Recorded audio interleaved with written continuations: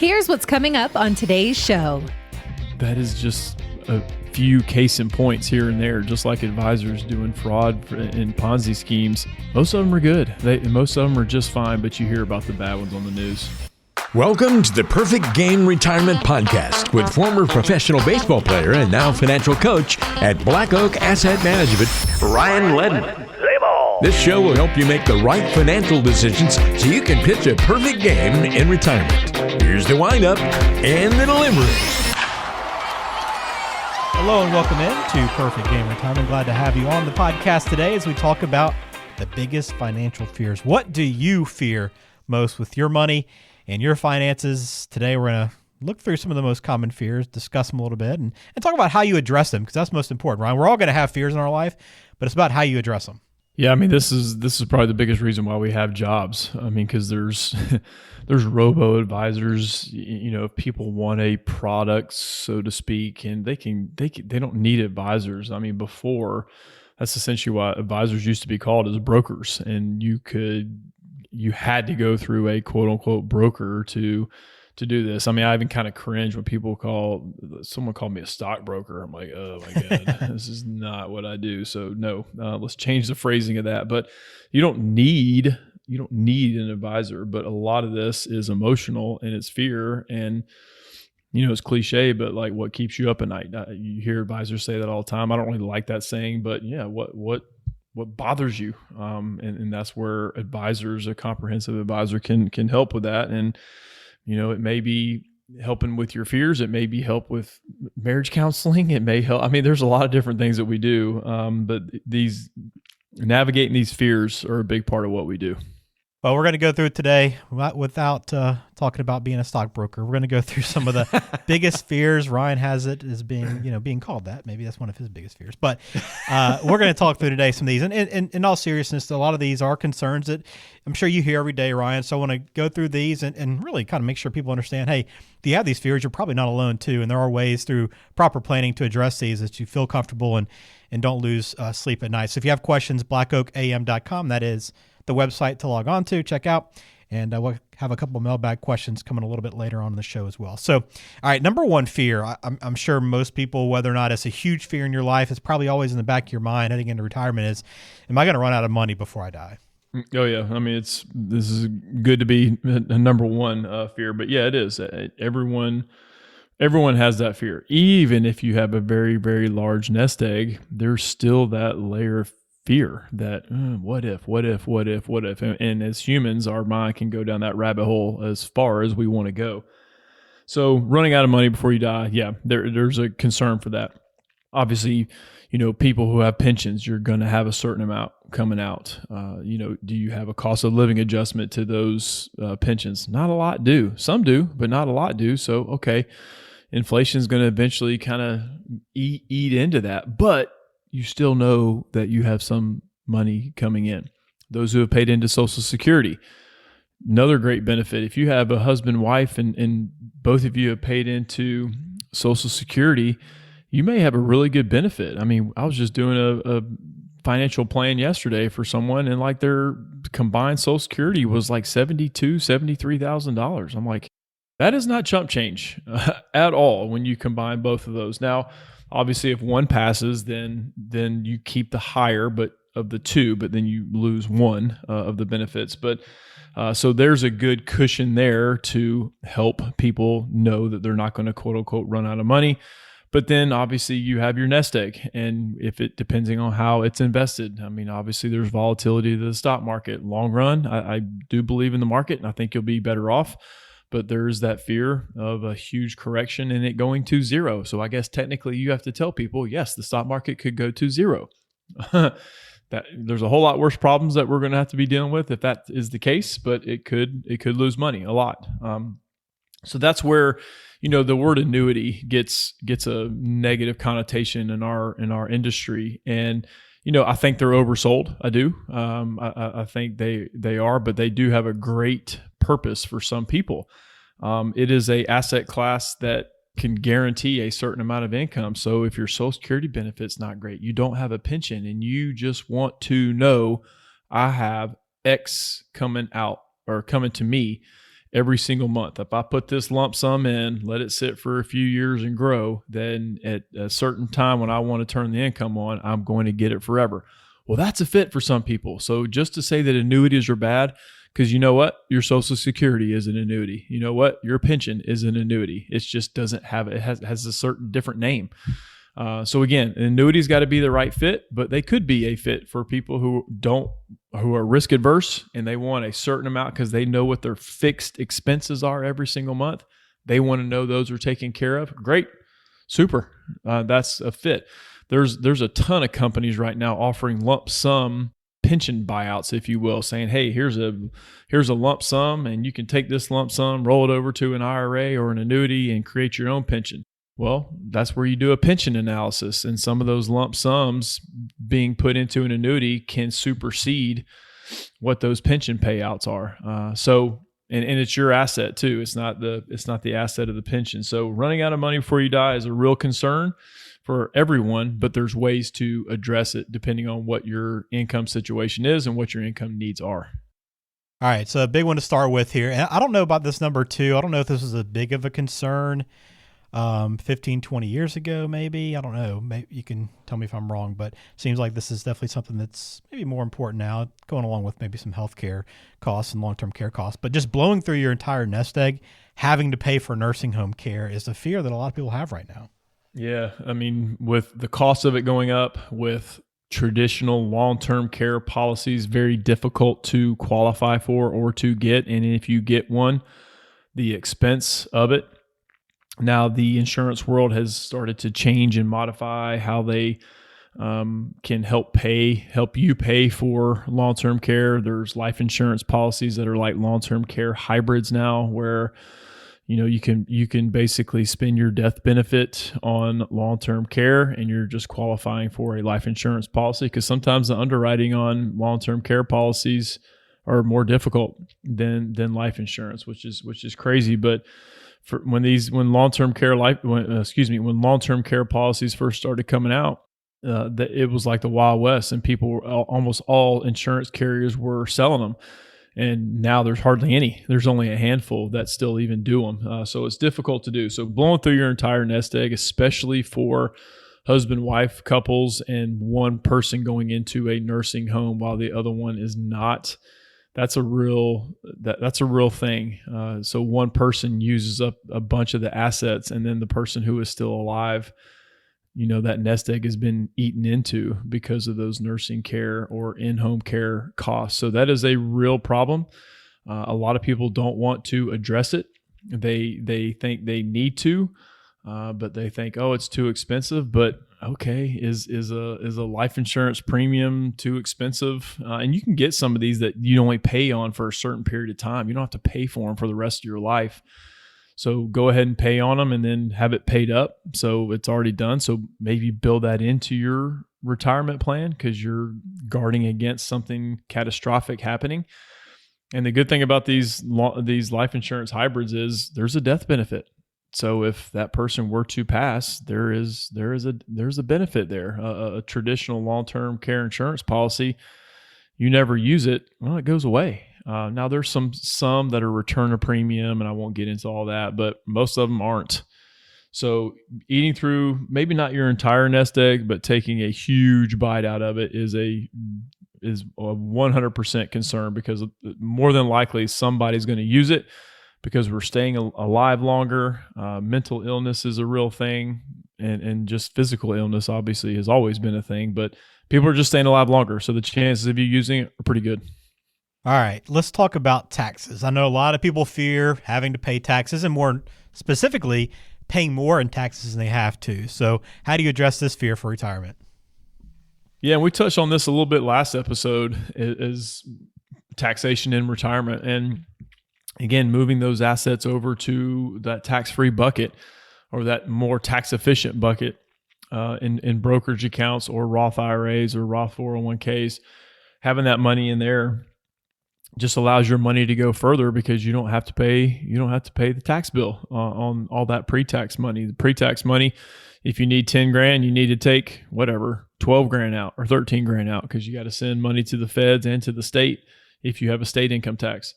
So Paying more taxes you have to pay is a real thing because it does affect your Social Security benefit and it does affect your Medicare premiums.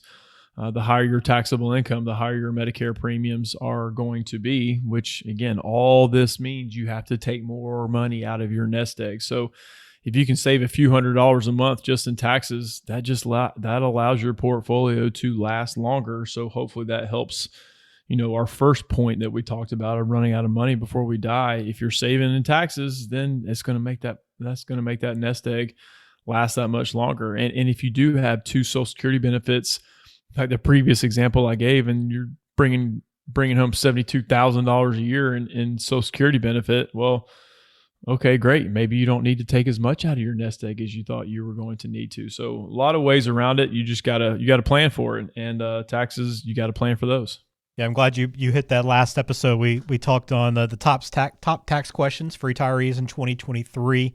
A great place to start. If you have tax questions, go through there, see how many of those you can answer, if you have a plan in place for those.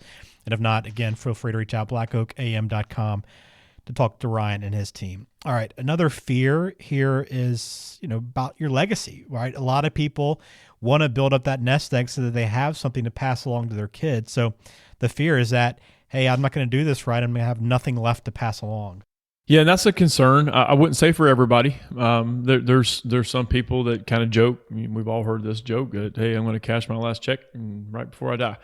So there's some that are that way, but some people do. I mean, people of faith, it's biblical to take care of other generations. And so people take that to heart and they want to make sure that there is something left. How much, they're not exactly sure because we don't know how long we're going to live and how much we're going to need of that nest egg. So passing it on to your kids is definitely a legacy thing. And if you want to plan for that, there are ways to do that, not only with maybe some types of insurances. Maybe you still have life insurance. Some people always, as you get older, a lot of people say, well, I don't need it.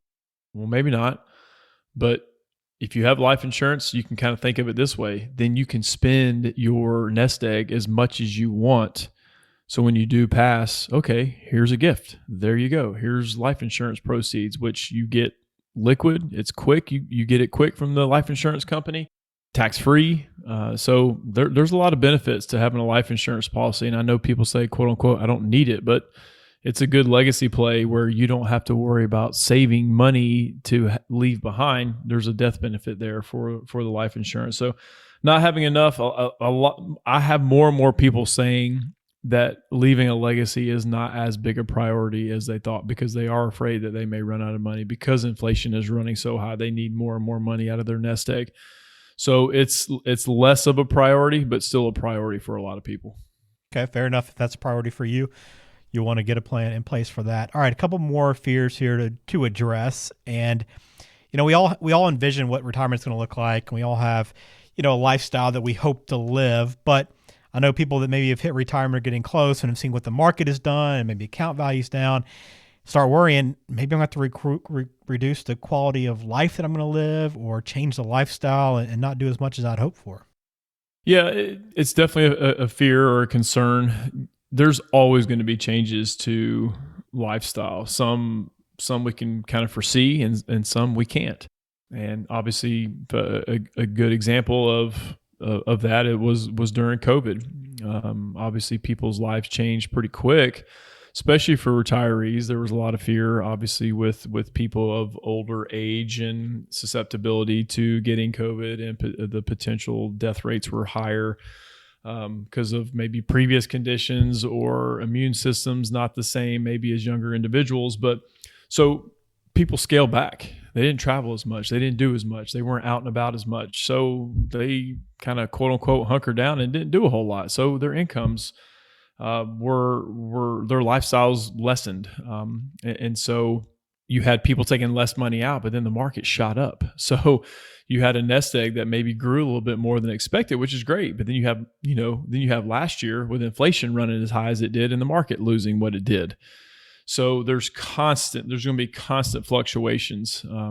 Obviously we didn't foresee, I always knew there was going to be inflation. I don't think people thought it was going to be this high, this quick, because you can't spend that kind of money and have rates as low as we've had for so long and not have an inflation problem. And this is why you're seeing interest rates go up so much. It has to happen.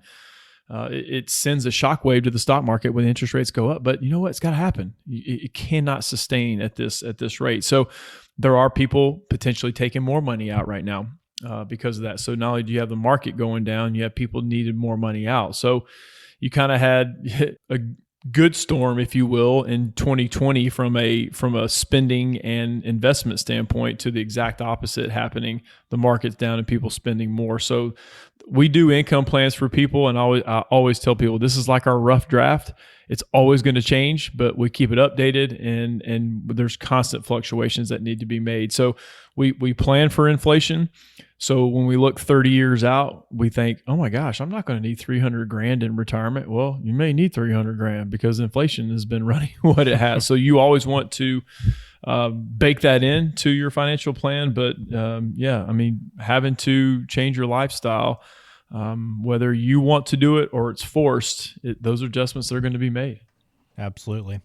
All right, last one here. When it comes to money, people are hesitant of who they work with. They want to protect what they've done, and they're not sure who they can trust with money. And I know maybe the hesitation people have with working with an advisor is they just feel like, hey, if I find the wrong person, maybe I'll get taken advantage of, or find someone that doesn't really have my best interest in mind.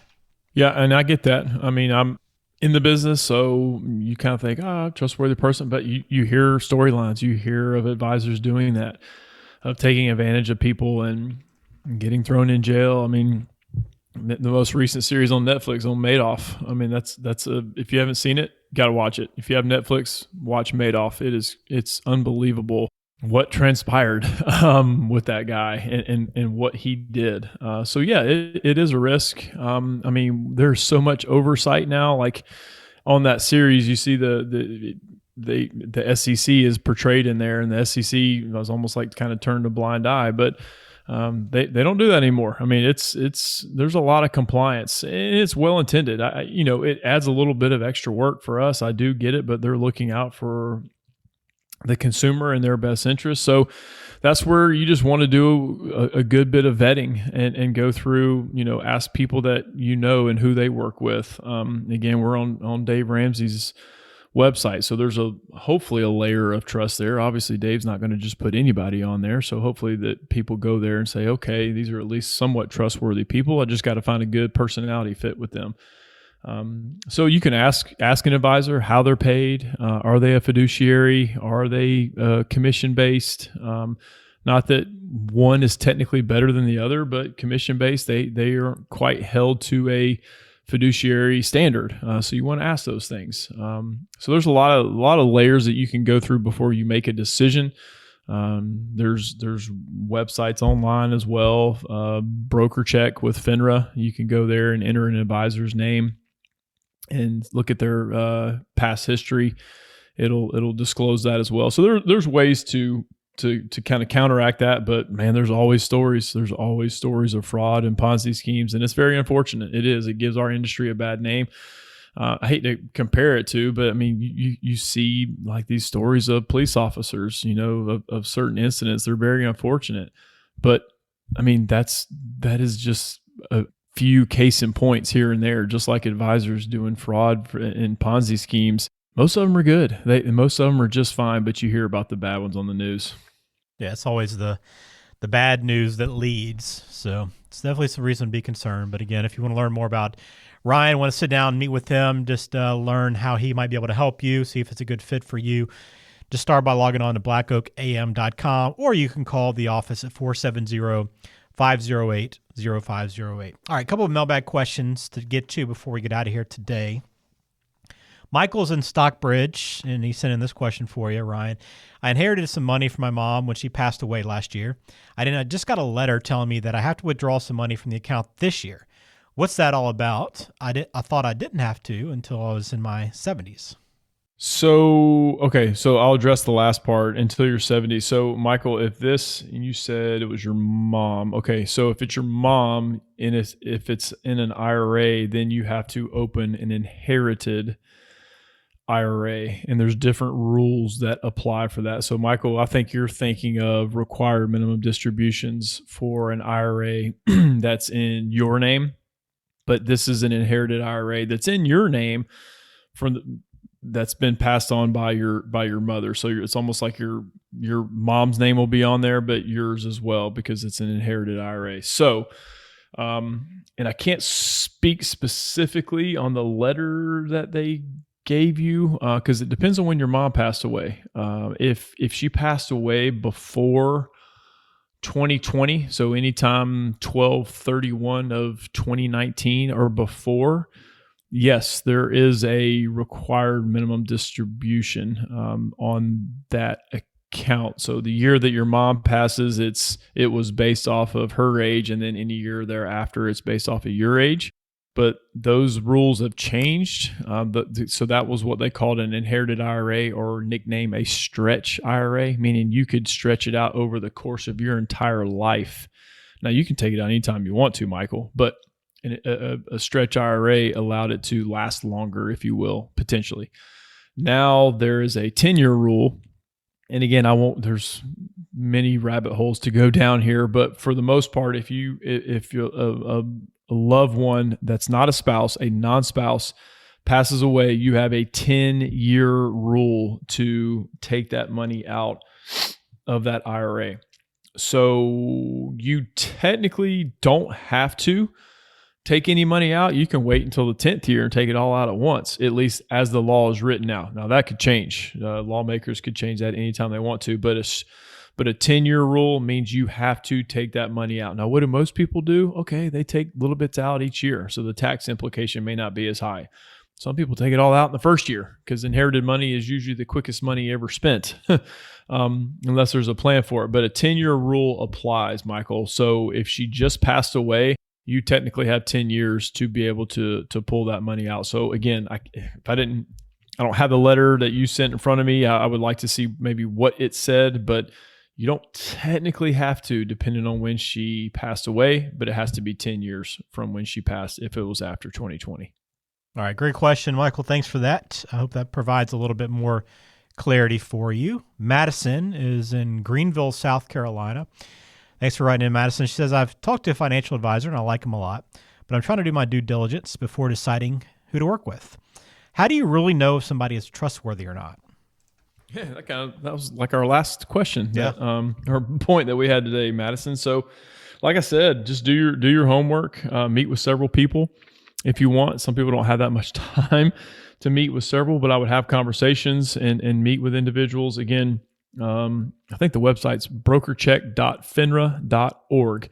If you want to just Google search BrokerCheck, FINRA, FINRA. So you can look up like what licenses they have, what states they're licensed in, any history, complaints, you name it, you can find on those websites. And almost to my knowledge, every advisory firm should have a link to BrokerCheck on their website. I know we do. Because FINRA makes us. Now, there's some compliances that are a little bit different, so maybe not everybody has it on there, but I know we do. So I would just keep doing your due diligence, and your gut does tell you a lot when you do meet with some individuals. And I've even had a few people that I've met with who aren't clients yet want to talk with clients, and you just got to make sure that's okay from a compliance standpoint to do that, and have one-on-one conversations with those individuals. So that doesn't happen often, but sometimes it does. So just do your homework. I think you're doing the right things, Madison, and I think you'll find a good pick. Just make sure you're doing your due diligence and go to BrokerCheck as well. Awesome. Thanks for that question. We appreciate that. If you have anything you want to ask Ryan directly, log on blackoakam.com for Black Oak Asset Management, and the phone number is 470-508-0508. So we all have fears with our money, and hopefully we address some of these. And if you have more concerns beyond what we talked about today, or really want to dive in a little bit deeper again, please feel free to contact Ryan. All right, Ryan, we appreciate your time today as always, and look forward to catching up soon. Absolutely. Go Braves. There you go. As pitchers and catchers report, probably already. We'll be well into that by the time people listen to this episode. Right? So enjoy. Thanks for listening to this episode of Perfect Game Retirement for Ryan Ledden over at Black Oak Asset Management. I'm Ben George. Take care.